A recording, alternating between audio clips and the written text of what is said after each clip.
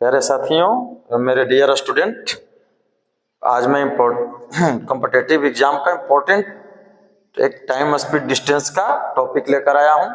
अब ध्यान पूर्वक समझिए। पहले आप ऊपर दिए हुए इंग्लिश मीडियम और हिंदी मीडियम दोनों क्वेश्चन को देख लीजिए, उसके बाद मैं समझाता हूं।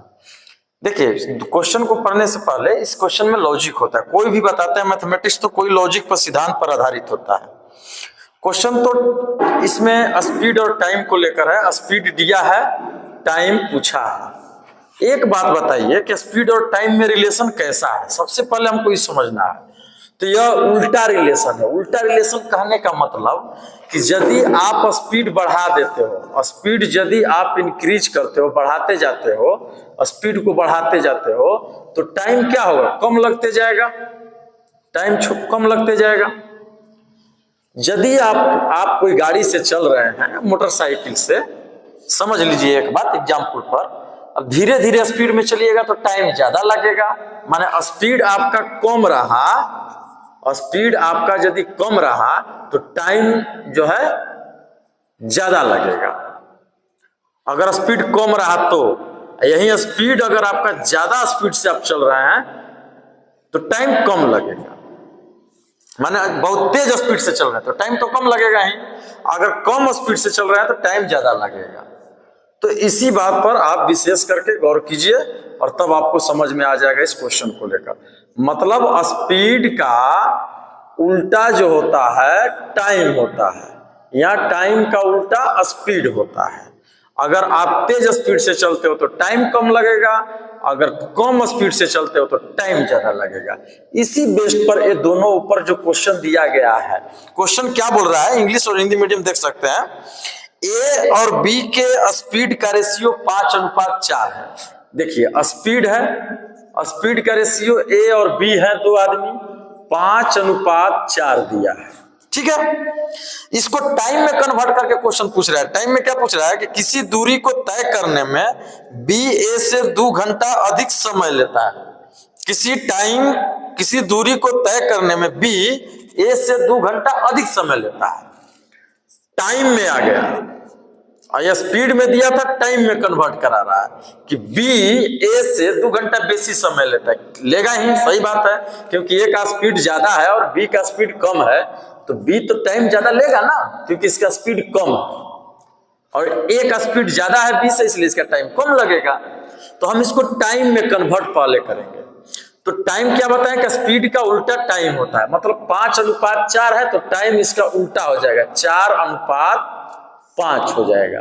उल्टा कर देंगे क्योंकि दोनों का रिलेशन उल्टा है। स्पीड बढ़ता है तो टाइम कम लगेगा, स्पीड कम है तो टाइम ज्यादा लगेगा, इसीलिए उल्टा कर दिए। देख लीजिए, टाइम यहाँ स्पीड कम है तो टाइम ज्यादा है, यहाँ स्पीड ज्यादा है 5 हो गया है तो टाइम कम हो गया है, 4 हो गया है। अब इसी से रिलेशन मिलाएंगे। क्या बोला है कि बी जो है ए से 2 घंटा ज्यादा टाइम लेता है। इस टाइम वाले फॉर्मेट में जाइए। हमारे अनुसार कितना ज्यादा ले रहा है तो 1 भाग 4 है इसका टाइम और इसका टाइम है 5 भाग। 1 भाग ज्यादा कौन ले रहा है? B, time.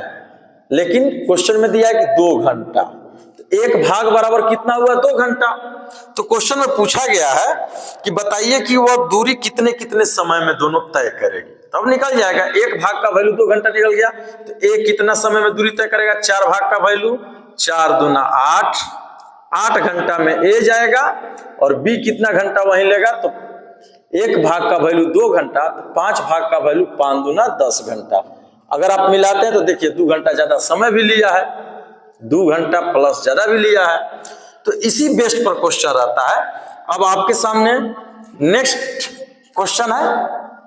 अब नेक्स्ट क्वेश्चन को हम लोग देखते हैं। इसको तो बना लिए। अब चलिए, स्क्रीन के सामने आपका दूसरा क्वेश्चन फिर से तैयार हो गया।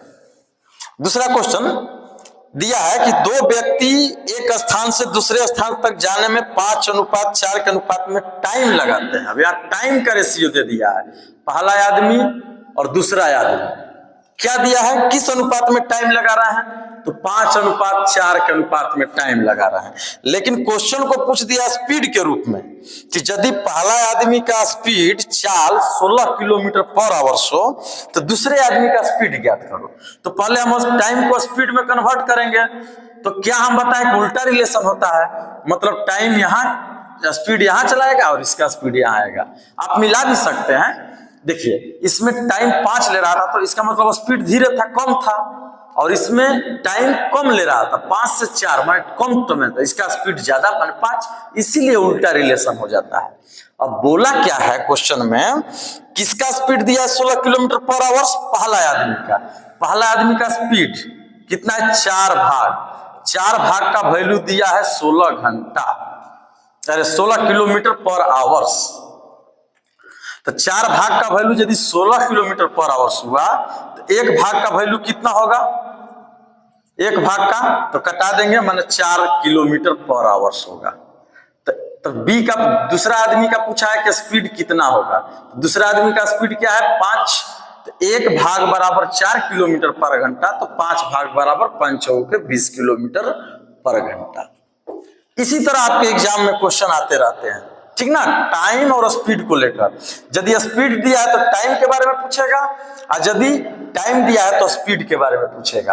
आप उस कंडीशन में दोनों का रिलेशन उल्टा कर दीजिएगा, क्योंकि रिलेशन उल्टा होता ही है, ठीक ना। अब चलिए हम नेक्स्ट टॉपिक, नेक्स्ट क्वेश्चन की ओर चलते हैं। अब नेक्स्ट क्वेश्चन की ओर चलेंगे, अब देखते हैं नेक्स्ट क्वेश्चन क्या। चलिए अब स्क्रीन के सामने आपका फिर नेक्स्ट क्वेश्चन क्या बोल रहा है कि किसी दूरी को तय करने के लिए ए एवं बी के चाल का अनुपात 3:4 है। चलिए ए एवं बी का स्पीड का क्या रेशियो दिया है भाई, तो 3:4 दिया है स्पीड। तो टाइम के बारे में जरूर पूछा होगा। बोला है गंतव्य स्थान पर पहुंचने में ए को 20 से 30 मिनट अधिक लगता है, जहां उसको पहुंचना था अब टाइम में कन्वर्ट करना है, तो टाइम में पहले कैसे कन्वर्ट कीजिएगा, पहले तो उल्टा कर दीजिए। अब पढ़िए क्वेश्चन क्या बोला है, ए को 20 से 30 मिनट अधिक समय लगता है, जो ए को है 20 से कितना समय अधिक लगता है, तो 30 मिनट। तो भाग में कितना भाग अधिक लग रहा है, एक भाग, यहाँ 3 है यहाँ 4 है, तो एक कितना भाग ज्यादा ले रहा है, एक भाग, तो एक भाग का वैल्यू 30 मिनट, माने 30 मिनट ज्यादा ले रहा है, ठीक है, माने आधा घंटा। 30 मिनट का मतलब हाफ आवर्स, आधा घंटा। अब पूछा है कि गंतव्य स्थान पर पहुंचने के लिए ए को जितना समय लगेगा वह चारों ऑप्शन में से कौन सा होगा। ए को गंतव्य स्थान पर पहुंचने के लिए कितना समय लगेगा, तो एक भाग का वैल्यू आप कितना घंटा निकाले, आधा घंटा, तो 4 भाग का वैल्यू कितना होगा, 4 × 1/2 घंटा, मतलब कटा दिए तो कितना घंटा लगेगा, 2 घंटा। तो ए को पहुंचने में टाइम लगेगा 2 घंटा। तो आपके ऑप्शन में देख लीजिए सी नंबर ऑप्शन में दिया गया है 2 घंटा। तो इसी तरह तमाम वीडियो मैं बनाते रहूंगा। आप मेरे वीडियो को लाइक कीजिए, कमेंट सेक्शन में जरूर कुछ ना कुछ लिखिए कि क्या गलत बता रहे हैं, सही बता रहे हैं, कि मेथड अच्छा लगा कि नहीं लगा। और साथ साथ जितना हो सके अपने कॉम्पिटिटिव ग्रुप में, अपने तैयारी करने वाले छात्रों के ग्रुप में जरूर शेयर कीजिए, ताकि इस तरह के लॉजिकल बातों को समझ सकें और आने वाले कॉम्पिटिटिव एग्जाम में एकदम इजीली क्वेश्चन को सॉल्व करें। वीडियो देखने के लिए आप तमाम मेरे साथी, मेरे प्यारे छात्र को बहुत बहुत तहे दिल से धन्यवाद।